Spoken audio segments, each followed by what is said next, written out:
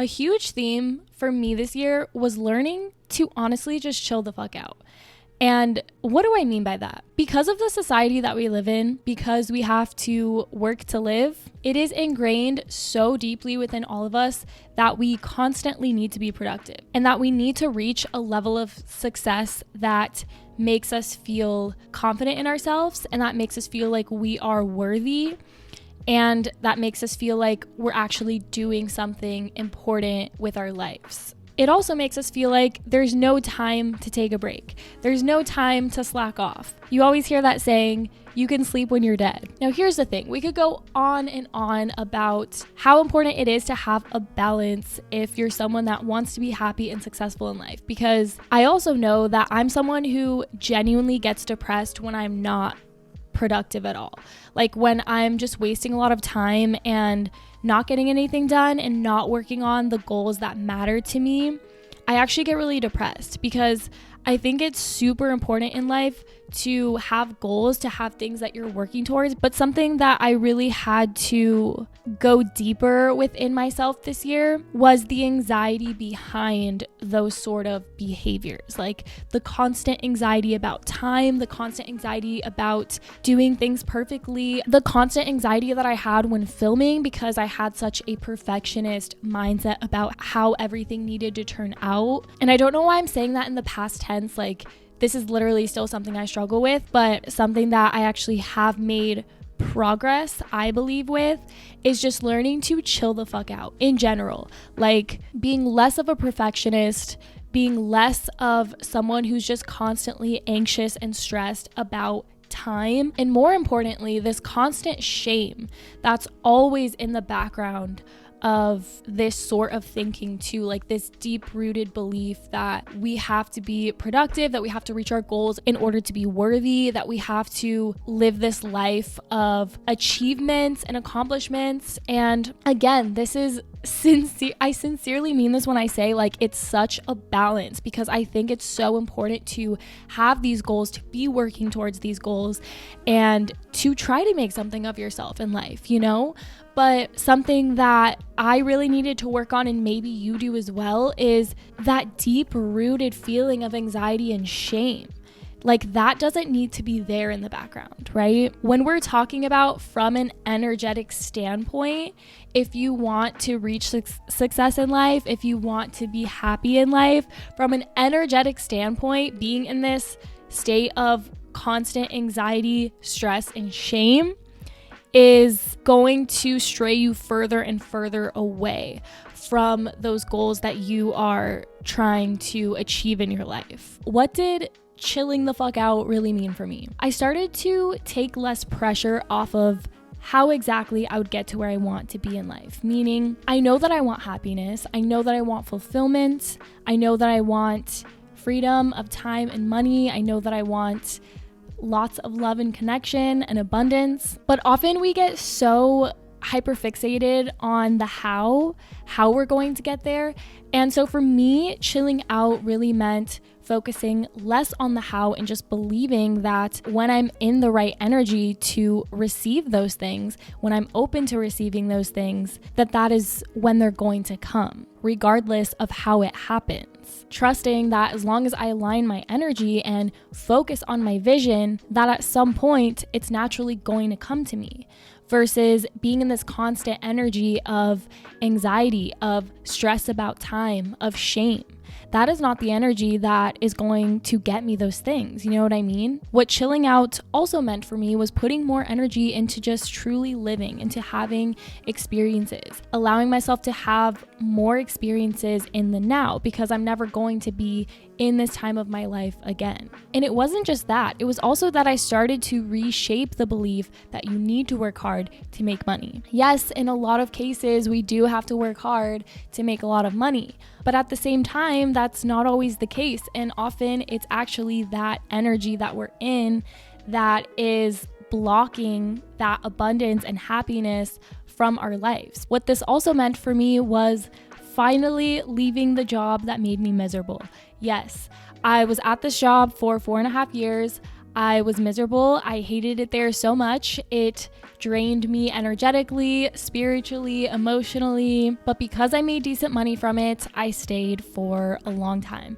And I don't regret the time that I spent there. I really don't. But I will say that towards the end of being there, I knew that I literally could not do it anymore because it was just becoming more and more out of alignment to the point where I just couldn't even fake it anymore. Like seriously, everyone there had noticed that I was acting different and would ask me what was wrong all the time because it got to the point where I literally could not fake it anymore. Like I was so unhappy. And so I finally left, even though, yes, I was scared about money. I'm still kind of scared about money.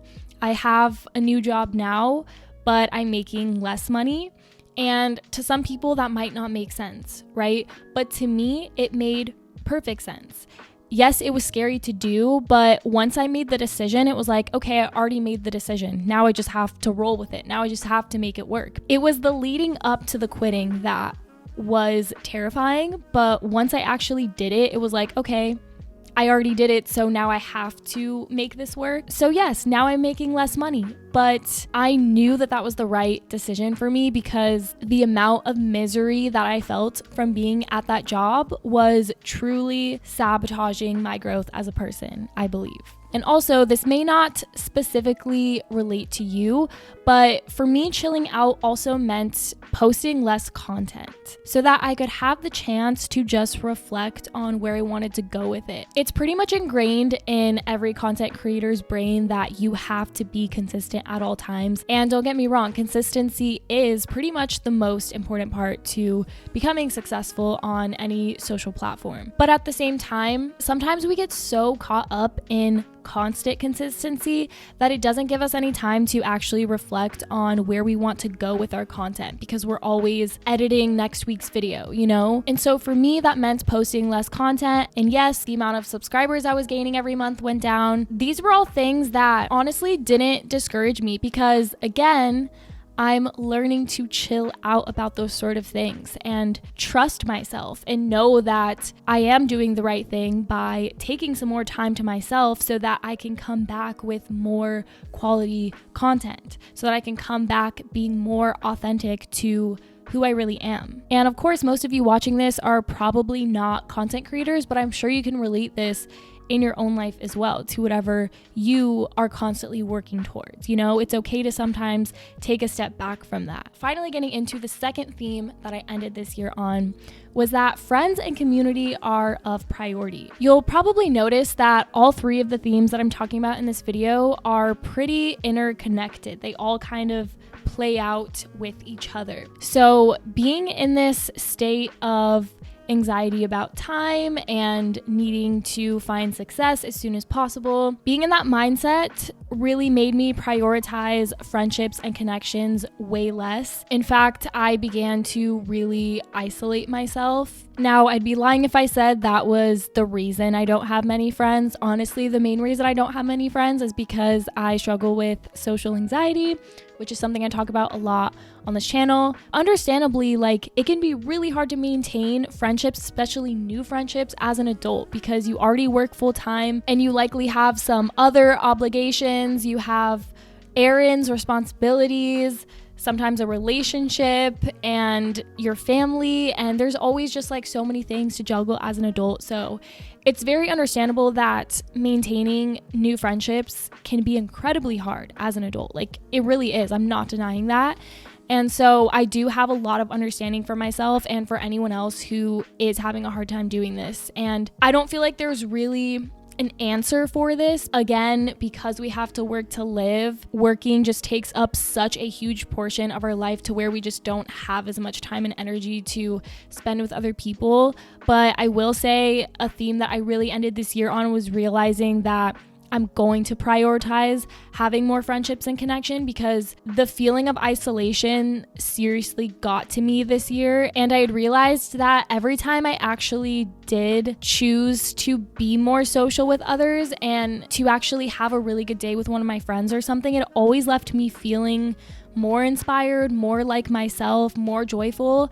And so it's so necessary to have those connections in your life. And if you don't, to make an effort to start meeting those people that are going to be of value to you in your life. Because no matter where we are on the spectrum of introverts versus extroverts, no matter where we lie on that spectrum, we all need at least some human connection and love to feel fulfilled in our lives. And that's the thing. I think my social anxiety made me really latch on to the term introvert, because then it was a lot easier to make excuses for myself to not be more outgoing. And I think some of us introverts who do struggle with social anxiety, we tend to use that term introvert as kind of a safety net, because we can use it as an excuse to not step out of our comfort zone, or we can even convince ourselves that we are very introverted when in reality we're actually a mix of both introverted and extroverted.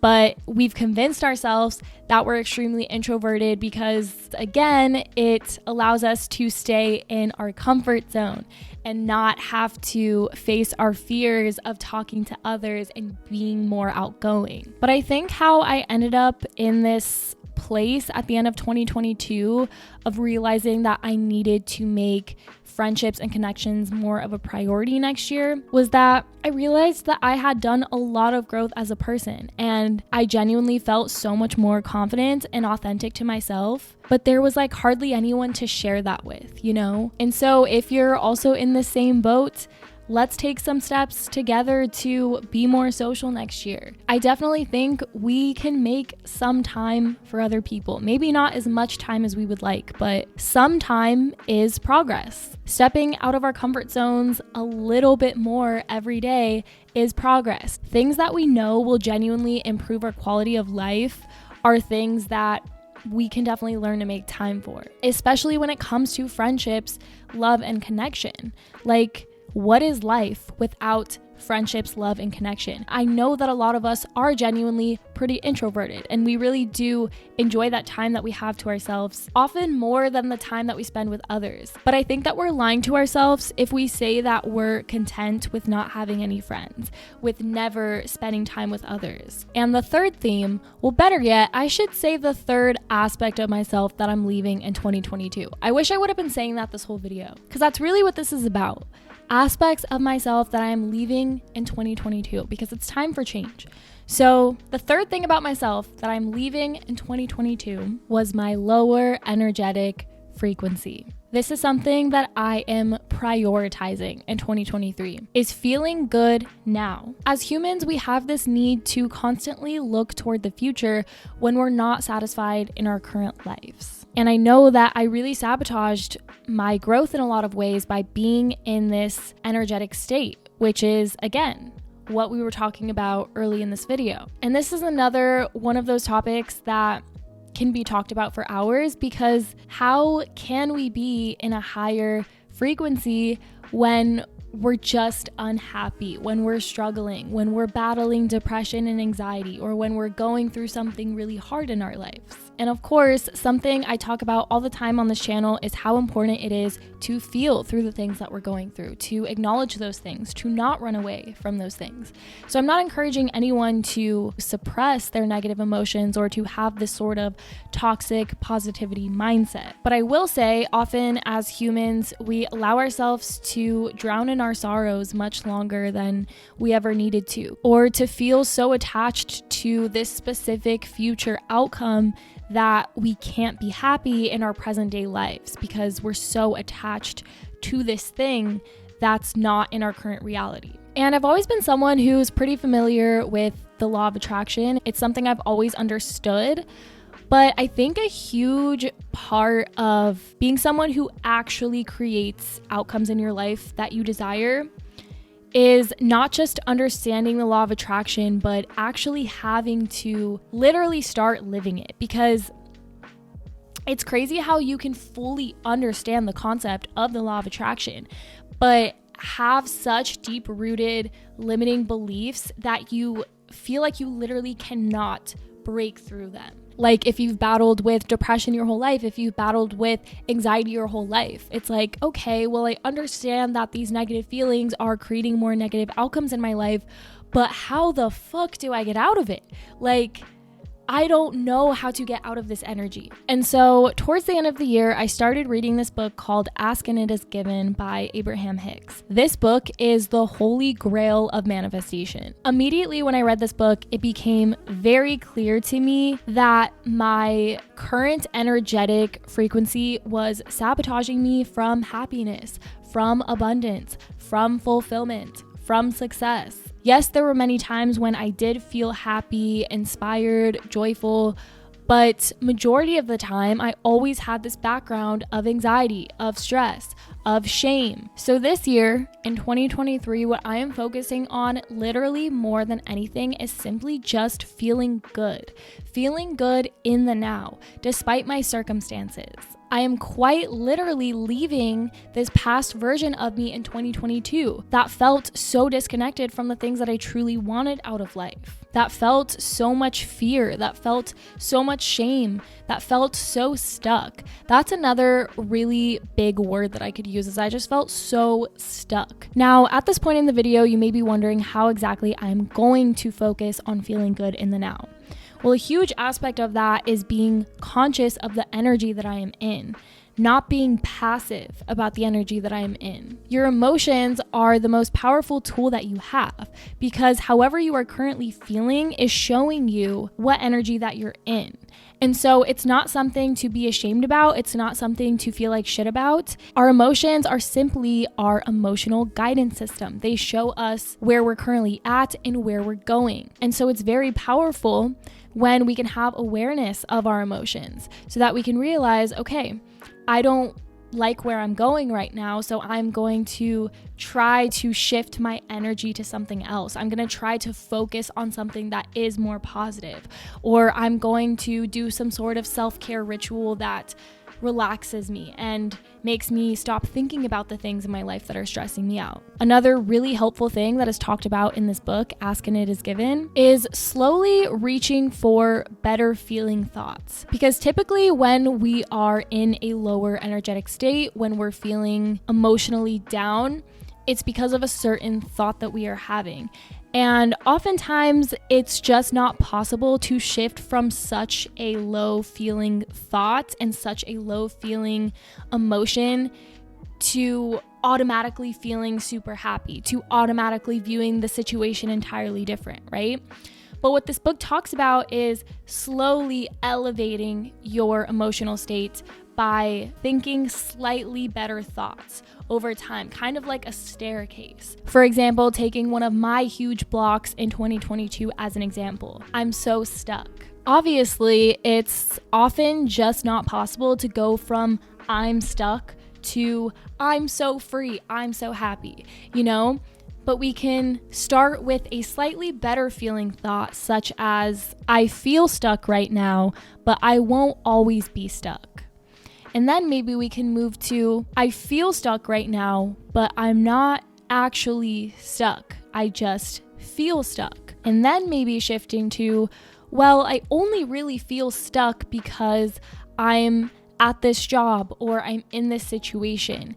And if I can just take certain steps to get out of this job or the situation, then I may no longer be stuck at all a year from now. So of course, that's just a part of it. Honestly, learning to feel good in the now, I feel like is an entire lifestyle, but I'm so inspired and excited to make that my point of focus in this new year. And again, I'm not preaching toxic positivity. I think that it's always important to acknowledge our feelings, and sometimes we do need to allow ourselves to be in that deep rest state, to not do anything for a couple days, but lay in bed and eat ice cream, you know? Sometimes that's where we're at, and sometimes we actually need that moment to ourselves. Sometimes we just need a moment, you know what I mean? But when I say I'm working on feeling good this year, I really mean just having much more awareness around my emotional state much more often. Just actually staying conscious of what energetic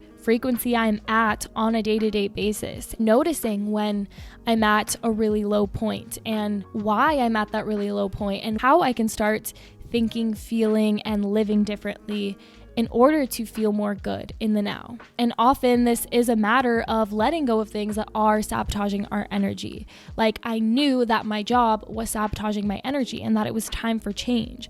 So I think that was a huge step for me when I finally left. Or simply just beginning to act like a happier person, even if we're not necessarily happy, because we want to be happy and we know that we deserve to be happy. So kind of letting go of this old version of ourselves that is identified with sadness, that is identified with insecurity, letting go of that version of ourselves and allowing ourselves to be a new person, literally, because that's the thing. We can literally be a different person at any point if we ever want to. Often that's what really holds us back from changing, is just simply believing that this is who I am. I can't change. Because if we've been a certain way for years or for our entire lives, we feel so identified with that aspect of ourselves. But we can truly choose to change at any point in time. And so I know that this year I want to be someone who feels happy, who feels fulfilled, who feels positive.